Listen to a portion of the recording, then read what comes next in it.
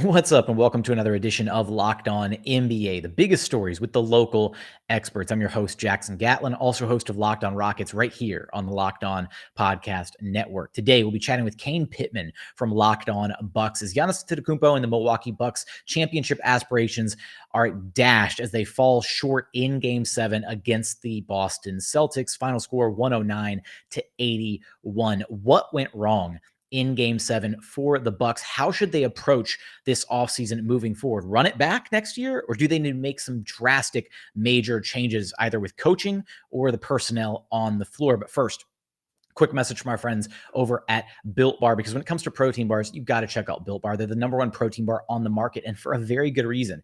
Every single bar is basically candy bars that are jam-packed with protein. They're covered in 100% delicious chocolate. They're not gritty or chalky like other protein bars out there, and the flavors they have, they're so incredible. You got raspberry, strawberry, mint brownie, cookies and cream, salted caramel, my personal favorite, coconut brownie chunk. You really can't go wrong with a single flavor on their menu. Every single bar is low cal, low sugar, high protein, high fiber. Amazing if you're on a keto diet. Amazing if you're trying to cut back a little bit, lose a little bit of weight. You can check them out. Just go to built.com and use promo code LOCK15 to get 15% off your very next order of the best tasting protein bars on the market. Again, that's promo code LOCK15 for 15% off at built.com.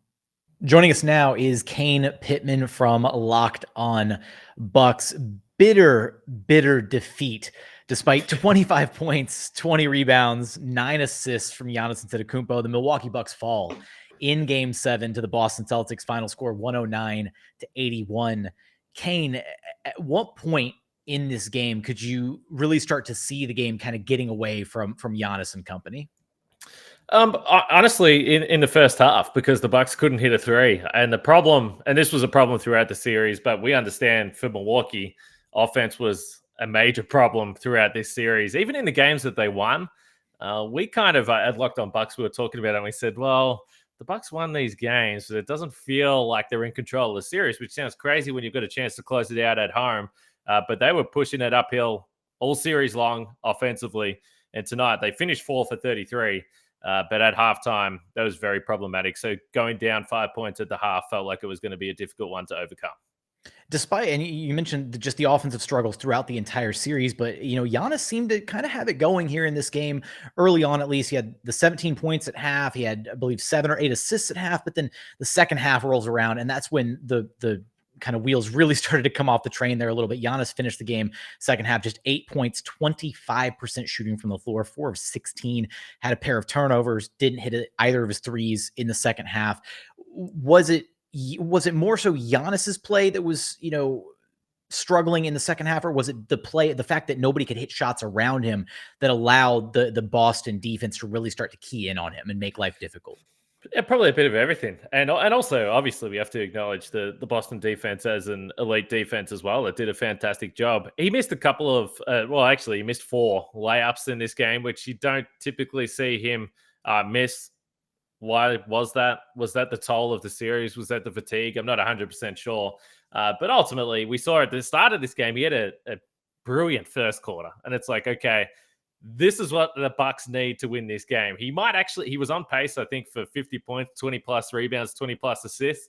And it was like, yeah, you might actually need to do that for the Bucks to win this game. Unfortunately, the shots stopped dropping for him. The 3-point shooting never came around. And on the course of the series, or over the whole 7 games, the Bucks were outscored 327 to 171 beyond the 3-point line. You're not going to win many series, if any, and maybe it's a surprise it even got to 7 with that differential.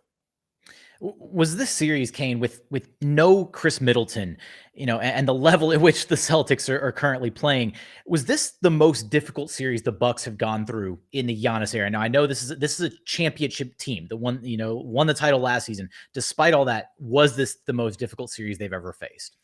I don't think so. I would still say the series last year that they went through, probably with Brooklyn, and people will point to that and say, well, they had injuries, and I understand that. But we always said the whole way through that most of the time, if you look at who wins the championship, they've had some sort of good luck, not necessarily with injuries on the other team, but injuries on their own team. But for me, the mental part of the Bucks having to go through and win a championship last year after they had fallen short a couple of years in a row under Mike Budenholzer and with Giannis playing at MVP level. So I still think last year, getting over the hump, trailing 2-0 in the second round and the finals. Both of those series were more difficult than this one. But unfortunately tonight, like we said, there is always a little bit of luck. And it's not for the Boston Celtics to care less that Chris Middleton didn't play in this series. They go through and they have a chance now to win the title. But for the Bucks, perhaps it was surprising that they were even able to stay in the series for this long. What should be the main takeaway or the main lesson here for Giannis, for Coach Budenholzer, for the rest of the Bucks, after wrapping up this series? Well, I think they'll walk away, and they've said it in the post game as well. They'll walk away feeling like they gave it all physically. I don't think there was ever a lack of effort. I don't think that they weren't engaged defensively. I thought they had a pretty good defensive series tonight. Boston shot 23s, but they still only scored 109 points, and they run pace for around 100 pre-garbage time. So defensively, again, it was a pretty decent performance. They defended well. They need better shooting. This has been a problem for the Bucks for years and years and years, that they just do not shoot the ball well in the postseason. Why is that? I'm not 100% sure, but it's been a repeat every year, and it ultimately cost them in this series. Do you think there maybe is going to be a referendum either with the fans or just, pointing fingers at maybe the scheme, the game plan, when you look at how the Boston Celtics were able to, get so many wide open threes, the game plan to just give Grant Williams all the 3-pointers in the world in this game? Do you think that is maybe part of the issue, or more so just the issue that, the Bucks just couldn't hit any shots on the offensive end? Was there an issue with the defensive game plan overall, or do you think it was, competent across these 7 games? Yeah, I mean, you're always going to get it, and fans, let's be honest, Mike Budenholzer is someone that's always been, in the gun with Bucks fans, and they'll say, well, fire Bud, and they're saying it after this game. To me, it's absolutely absurd. Yeah, Grant Williams had a great game. He had a great game 7, and you have to tip your hat to him. But ultimately, I think if you came into the game and said Grant Williams is going to attempt 18, 19 threes or whatever he did, you say, okay, fine. If you're going to lose a game because Grant Williams hits 7 or 8 threes, then you just say, fine, that's cool. The Bucks still held them to a very, very reasonable total. And in the end, they scored 81 points. So it's very hard for me to wrap my head around how anyone could point to the defense and say you lost the game because of the defense in this series. I thought the defense was great. So, Kane, is this the kind of loss where if you're the Milwaukee Bucks, do you just brush it off and you basically say, you know what, we didn't have Middleton, we know we're a championship caliber organization, we still got all of our mainstay pieces? Or is this, basically with the intent of running it back again next season? Or is this, something where you maybe dig a little bit deeper, look into it and say, no, there are some issues here. If the offense falls apart without Middleton on the floor, what do we need to change?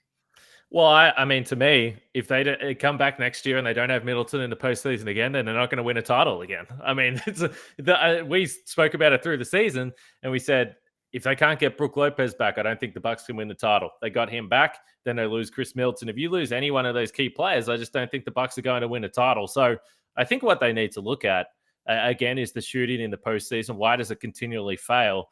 And they need to probably look at the starting lineup and say, well, Grayson Allen was disastrous in this series against Boston. You can't go into another season and rely on him as a guy that you think is going to contribute in the postseason, because he was one of the rare weak links defensively. I don't think he was awful, but he was one of the rare weak links, and he gave you absolutely zero on the offensive end. So I think it'll be more with the role players. Everyone wants wings that can shoot, obviously. That's what every single team in the league wants, but the Bucks have to choose the right ones and hope that they can attract some of those guys here, because they are working within tight margins just with the salary structure of their top players. How do the Bucks approach this offseason with their chances to repeat as champions cut just a little bit short? You're going to have us covered for all of that and more over at Locked On Bucks. Kane, appreciate you stopping by Locked On NBA with me. Anytime.